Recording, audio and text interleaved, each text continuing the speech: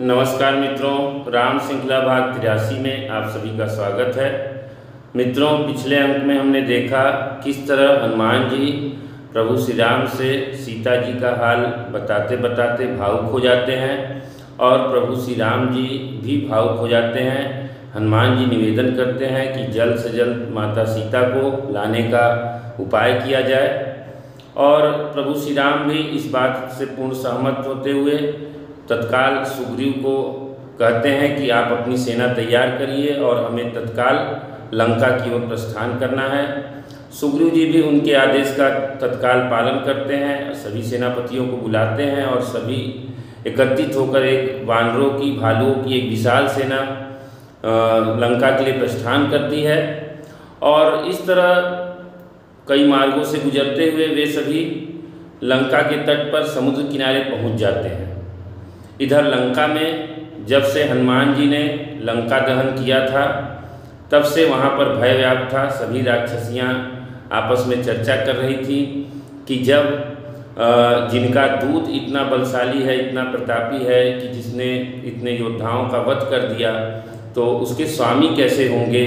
हम तो यही सोचकर डर रहे हैं कि अब लंका का विनाश निश्चित है।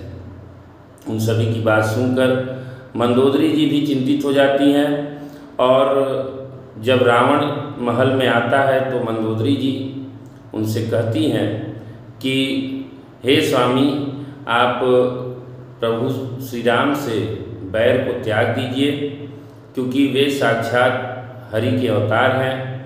उनसे बैर लेना आपके हित में नहीं है। आप अपने मंत्री को बुलाकर सीता जी को सम्मान सहित उन्हें वापस लौटा दीजिए।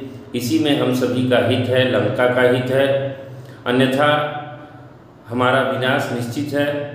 और उनके विनाश लीला प्रारंभ करने के पहले यदि आप ऐसा कर लेते हैं तो यह बुद्धिमानी होगी। मंदोदरी की बात सुनकर अहंकारी रावण बड़े जोर से हंसता है और कहता है कि महिलाएं स्वभाव से ही डरपोक होती हैं और तुम्हें इसके बारे में कोई समझ नहीं है, ऐसा कुछ नहीं है। और जो मुझ जैसे प्रतापी रावण जिसने देवताओं को परास्त किया, ऐसे रावण को परास्त करने की सामर्थ्य वाला मनुष्यों वानरों में कहाँ संभव है। ऐसा कहकर हंसता हुआ वह अपने दरबार में चला जाता है और दरबार में जाकर जब बैठता है तो उसे समाचार प्राप्त होता है कि समुद्र के तट पर वानरों की सेना आ पहुँची है। यह सुनकर रावण अपने मंत्रियों से कहता है कि अब आप लोग बताएं कि हमें क्या करना चाहिए। इस पर सभी मंत्रीगण हंसने लगते हैं और कहते हैं कि जिसने देवताओं और राक्षसों को जीत लिया है, भला उसका वानर और मनुष्य क्या बिगाड़ सकते हैं। अच्यु वैद गुरु तीन जौ प्रिय बोलहि भयास, राज धर्म तन तीन कर होई बेगी नाश।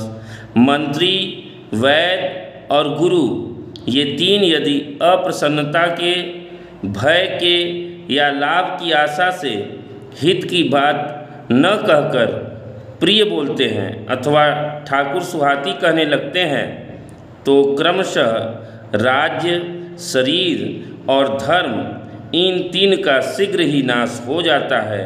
रावण के लिए भी वहाँ संयोग आ बनी है। मंत्री उसे सुना सुनाकर मुँह पर स्तुति करते हैं। इसी समय अवसर जानकर विभीषण जी आए। उन्होंने बड़े भाई के चरणों में सिर नवाया और फिर वे सिर नवाकर अपने आसन पर बैठ गए और आज्ञा पाकर ये वचन बोले, हे कृपालु, जब आपने मुझसे राय पूछी ही है तो हे तात, मैं अपनी बुद्धि के अनुसार आपके हित की बात कहता हूँ। तो आपन चाहे कल्याणा, सुजसु सुमति शुभ गति सुख नाना, सो पर नारी लीलार गोसाई, तजऊ चौथ के चंद किनाई। जो मनुष्य अपना कल्याण, सुंदर यश, सुबुद्धि, शुभ गति और नाना प्रकार के सुख चाहता हो, वह हे स्वामी पर स्त्री के ललाट को चौथ के चंद्रमा की तरह त्याग दे। अर्थात जैसे लोग चौथ के चंद्रमा को नहीं देखते, उसी प्रकार पर स्त्री का मुख ही न देखे। 14 भुवनों का स्वामी भी जीवों से बैर करके ठहर नहीं सकता। काम क्रोध मद लोभ सब नाथ नरक के पंथ, सब परिहरि रघुबीरहि भजऊँ भजहीं जेहि संत। नाथ, काम क्रोध मद और लोभ ये सब नरक के रास्ते हैं। इन सब को छोड़कर श्री राम जी को भजिए जिन्हें संत भजते हैं।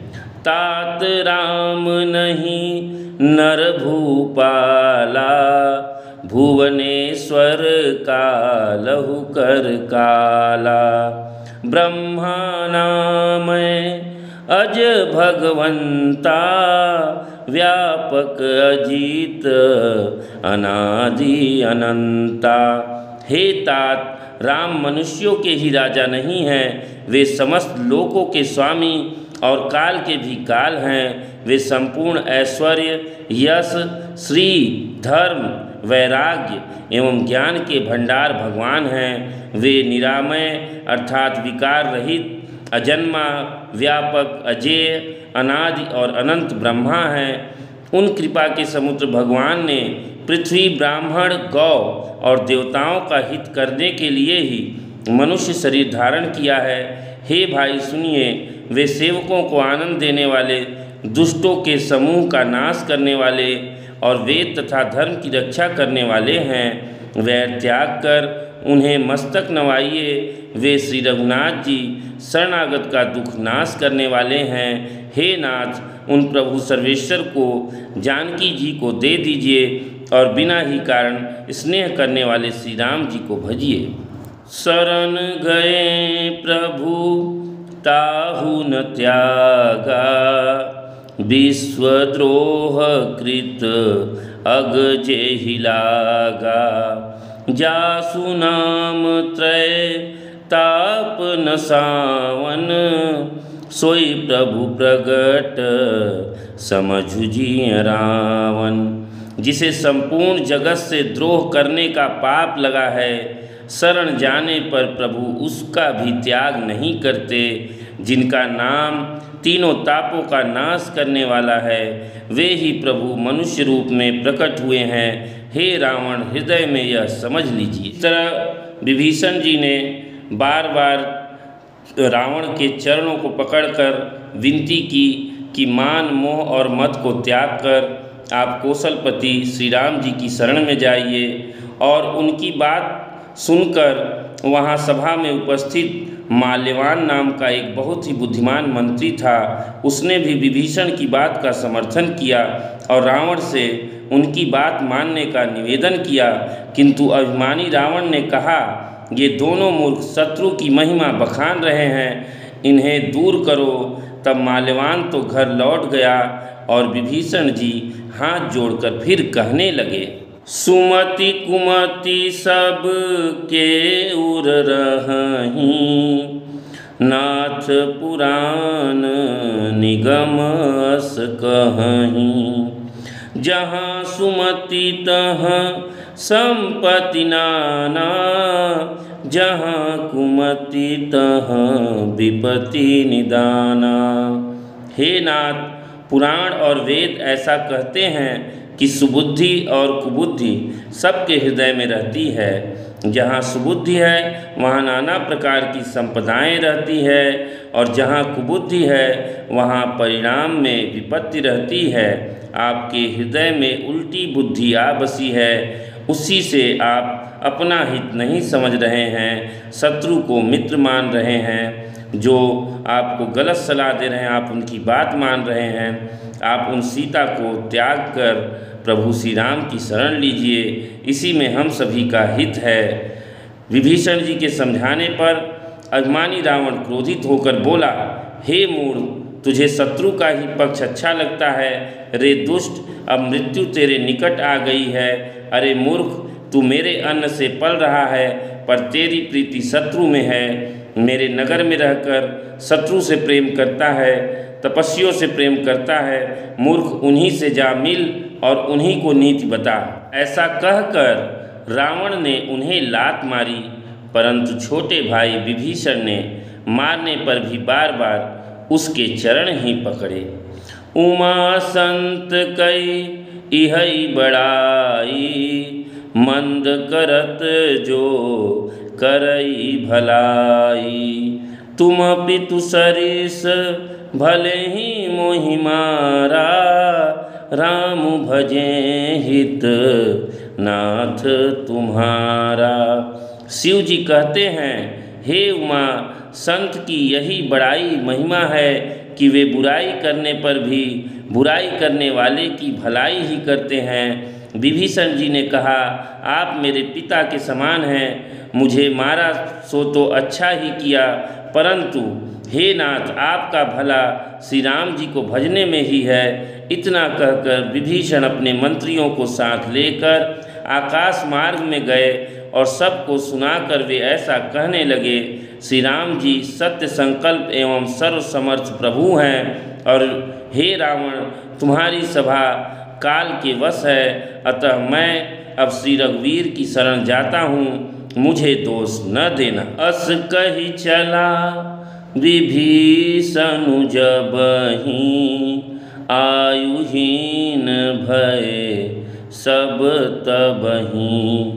साधु अवज्ञा तुरत भवानी, कर कल्याण अखिल कै हानि। ऐसा कहकर विभीषण जी ज्यों ही चले त्यों ही सब राक्षस आयुहीन हो गए, अर्थात उनकी मृत्यु निश्चित हो गई।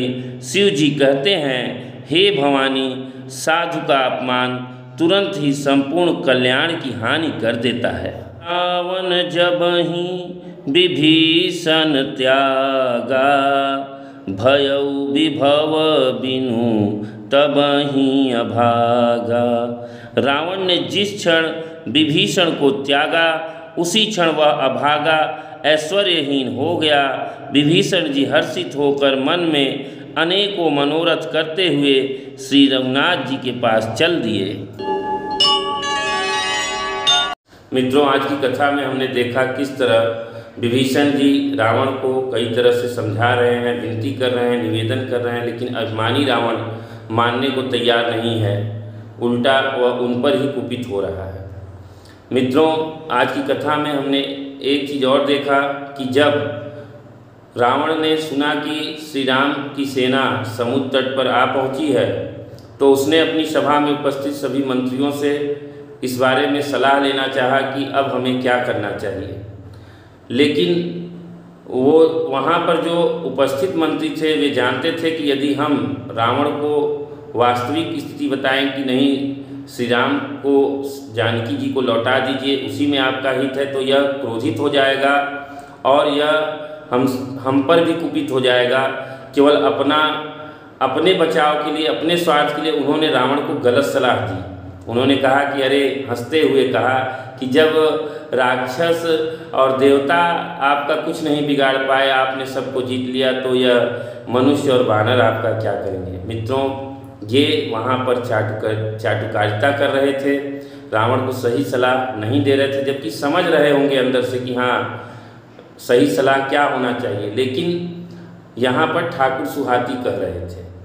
ऐसे ही हमारे जीवन में भी बहुत बार ऐसी परिस्थितियाँ आती हैं जहाँ पे हमें निर्णय लेने में लोगों की सलाह की आवश्यकता पड़ती है, तो वहाँ पर जो हमारे हितैषी होंगे वो हमारे बुरा लगने वाली बात भी होगी, जो हमें कटु लगेगा लेकिन हमारे हित में होगा वही कहेंगे, लेकिन जिन्हें हमारे हित से कोई लेना देना नहीं है वे वही कहेंगे जो हमें प्रिय लगे, जो हमें सुनने में अच्छा लगे, भले ही उसमें हमारा हित हो।